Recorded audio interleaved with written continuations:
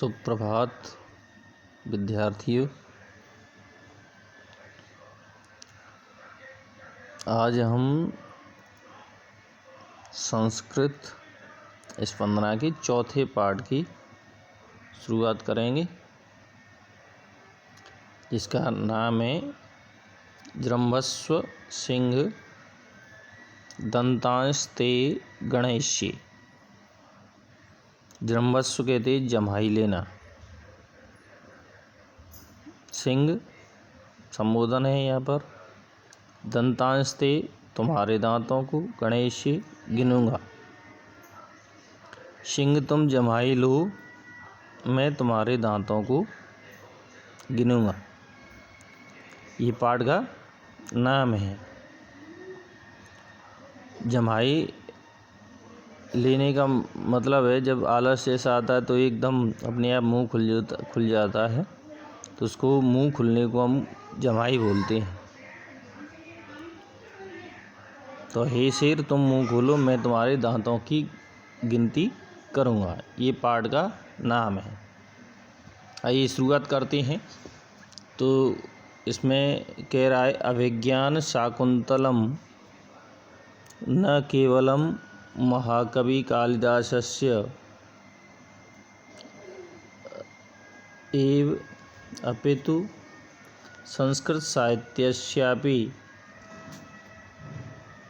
सर्वश्रेष्ठा रचना अस्ति।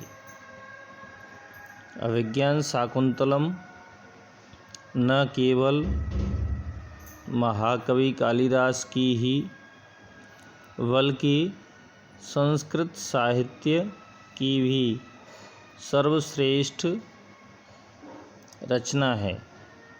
यानी जो अभिज्ञान शाकुंतलम है ये केवल महाकवि कालिदास की ही श्रेष्ठ रचना नहीं है, बल्कि संस्कृत साहित्य का भी ये सबसे बड़ा और सर्वश्रेष्ठ ग्रंथ है। कहने का अर्थ है कि अभिज्ञान शाकुंतलम की रचना की है महाकवि कालिदास ने। किसने? महाकवि कालिदास ने। तो ये जो रचना है ये संस्कृत साहित्य की सर्वश्रेष्ठ रचना मानी जाती है। यथाच और ही केनापि कविना कथितम, किसी कवि के द्वारा कहा भी गया है, और जैसा कि किसी कवि के द्वारा कहा गया है।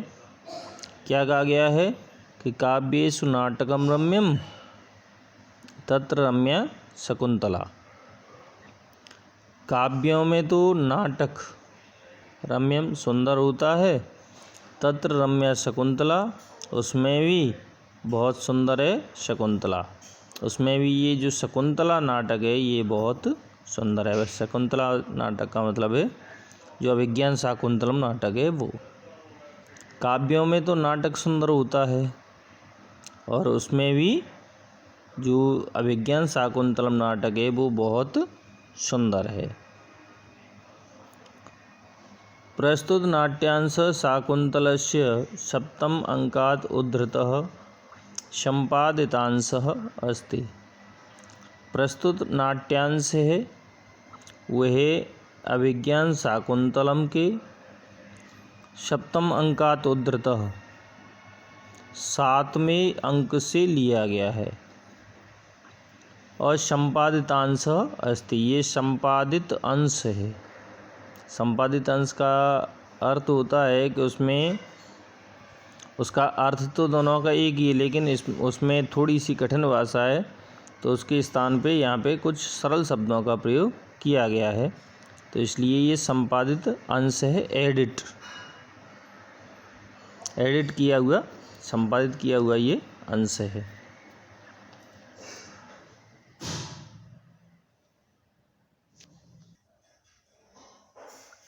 दानवैः सह कृते युद्धे इंद्रस्य विजयानन्तरम् इंद्रपुरी अमरावतीतः प्रत्यागच्छन् राजा दुष्यन्तः मार्गे महर्षि मारीचस्य आश्रमे विश्रामं करोति। दानवैः सह दानवों के साथ किए हुए युद्ध में इंद्रस्य विजयानंतरम इंद्र की विजय के बाद इंद्रपुरी अमरावतीतः इंद्रपुरी अमरावती से प्रत्यागच्छन् लौटते हुए राजा दुष्यंत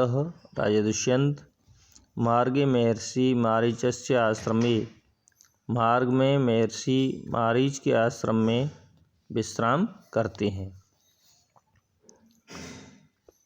दानवों के साथ किए युद्ध में इंद्र की विजय के बाद इंद्रपुरी अमरावती से लौटते हुए राजा दुष्यंत मार्ग में महर्षि मारीच के आश्रम में विश्राम करते हैं।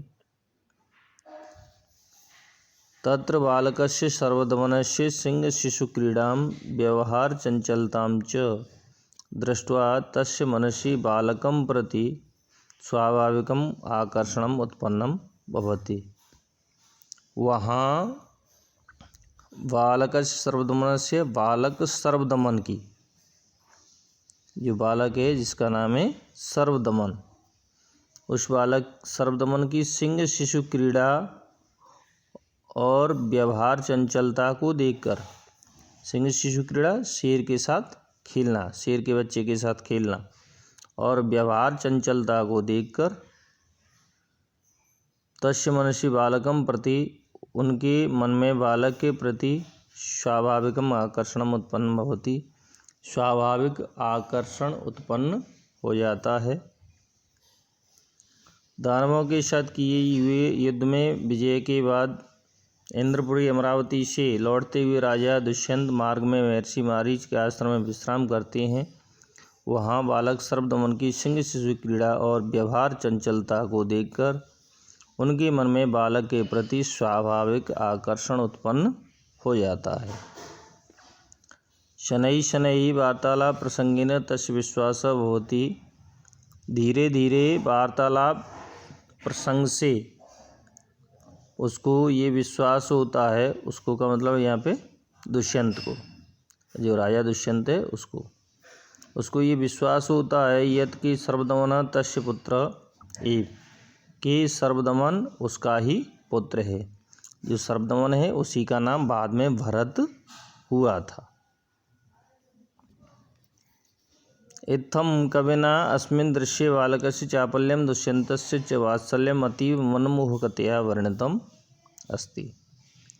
इत्थं इस प्रकार कविना कवि के द्वारा अस्मिन् दृश्ये इस दृश्य में बालकस्य चापल्यम बालक की चंचलता, दुष्यन्तस्य च वात्सल्यम और दुष्यंत की वात्सल्यता प्रेम अतीव मनमोहकतया वर्णितम अस्ति, बहुत ही मनमोहक रूप में वर्णित है या वर्णन किया गया है। इस प्रकार कवि के द्वारा इस दृश्य में बालक की चंचलता और दुष्यंत की वात्सल्यता बहुत मनमोहक रूप में वर्णित है। तो ये पाठ परिचय था।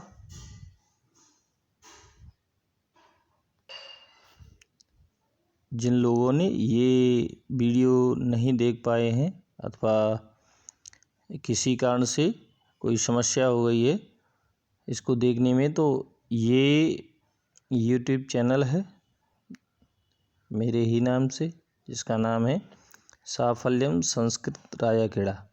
तो इसको पहले सब्सक्राइब करें, लाइक और शेयर करें और कमेंट करके ज़रूर बताएं कैसा लगा ये वीडियो, और कोई दिक्कत हो तो आप सीधा ऑनलाइन भी इसको देख सकते हो। तो ये इसको चैनल को सब्सक्राइब ज़रूर करें।